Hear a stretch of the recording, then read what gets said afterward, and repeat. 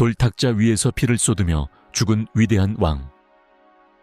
그 차가운 시신 곁에서 두 소녀가 밤새 통곡합니다. 지난 시간 반역자 에드먼드의 목숨을 대신해 자발적으로 처형대에 오른 아슬란. 나니아 유니버스 마스터클래스 진리의 프레임을 엽니다. 제3막 깨어진 돌탁자와 성령의 숨결입니다.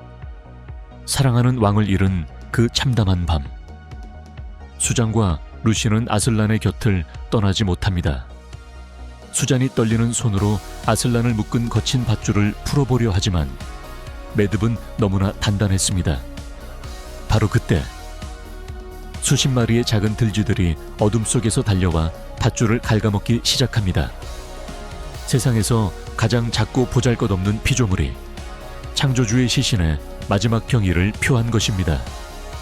마가복음의 가난한 과부가 바친 두 랩돈처럼 하나님은 크기가 아닌 마음의 헌신을 보시는 분입니다. 모든 밧줄이 풀린 뒤에도 사자의 몸은 차갑게 굳어 있었습니다. 기적은 일어나지 않았죠. 새벽 안개가 피어오를 무렵 수잔과 루시는 차마 돌아볼 수 없는 발걸음을 떼어놓습니다. 그런데 바로 그 순간 칠흑 같던 하늘의 끝에서 한 줄기 눈부신 여명이 터져 나옵니다. 쾅!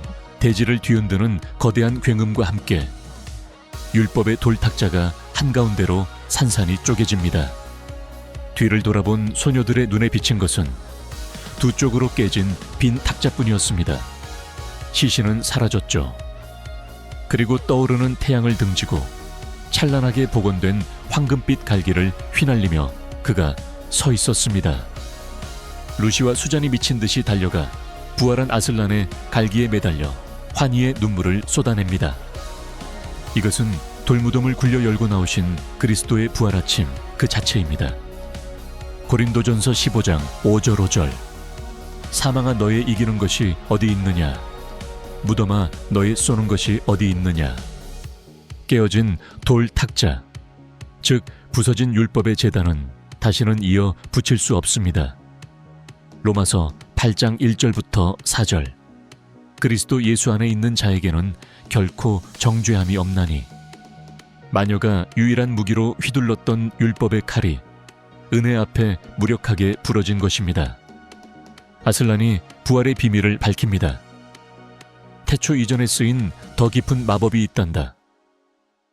조 없는 자가 반역자를 위해 자발적으로 목숨을 내놓으면 돌탁자는 깨지고 죽음은 되감긴다.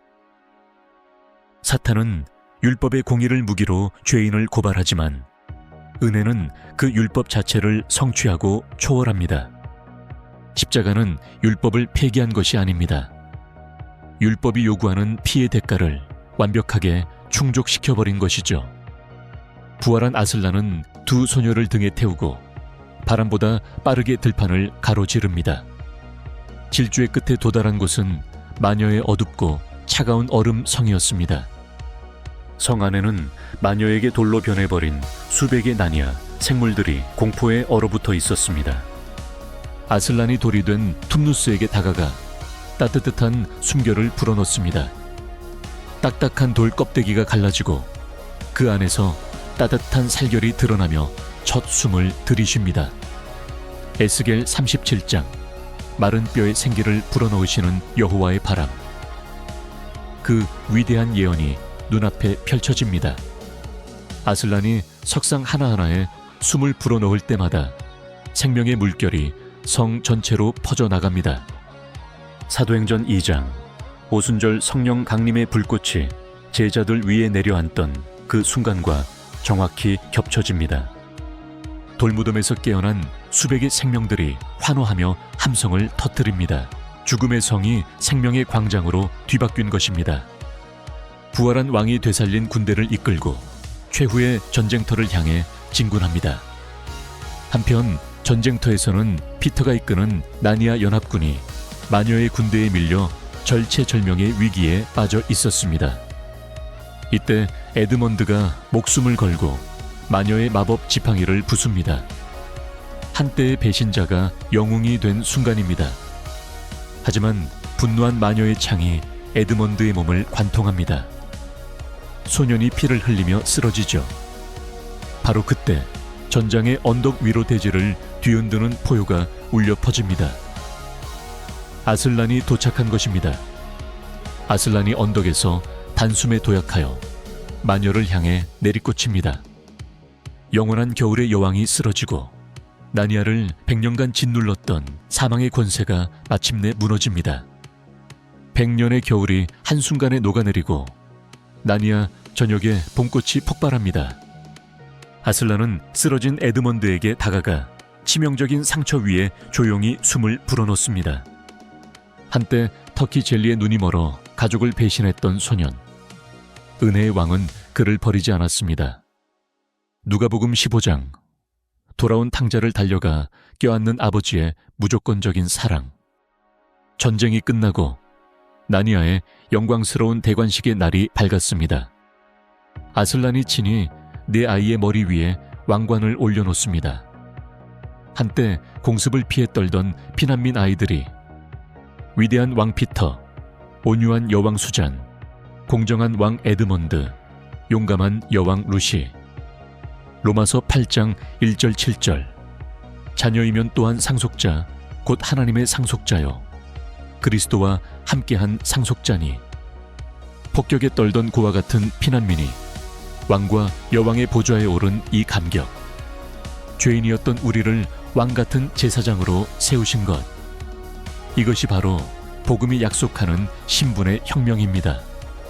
내 왕의 통치 아래 나니아는 황금 시대를 맞이합니다. 평화와 기쁨이 온 땅에 넘쳐 흐르죠. 세월이 흘러 어느 날 내 왕은 신비로운 하얀 수사슴을 쫓아 깊은 숲으로 들어갑니다. 나뭇가지를 밀치던 손끝에 닿은 것은 소나무가 아닌 차가운 털코트였습니다. 왕과 여왕의 당당한 몸은 다시 어린아이의 교복 차림으로 돌아와 있었습니다. 나니아의 영광은 옷장 너머로 사라졌지만 그들의 가슴 속엔 지울 수 없는 진리가 남았습니다. 우리 역시 예배가 끝나면 성경을 덮고 다시 현실의 옷장 밖으로 나가야 합니다. 하지만 옷장 너머의 진리를 경험한 자는 일상으로 돌아가도 예전과 같은 사람이 아닙니다. 고난 속에서도 우리의 머리 위엔 보이지 않는 왕관이 놓여 있습니다. 당신은 왕의 자녀이기 때문입니다. 요한계시록 21장 4절. 모든 눈물을 그 눈에서 닦아주시니 다시는 사망이 없겠고 깨어진 돌탁자의 틈에서 들꽃이 피어오릅니다.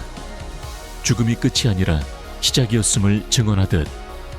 빈 십자가와 빈 무덤. 부활의 아침은 2000년이 지난 오늘도 여전히 우리에게 이렇게 외칩니다. 사망기 이김에 삼킨 바 되었도다. 할렐루야.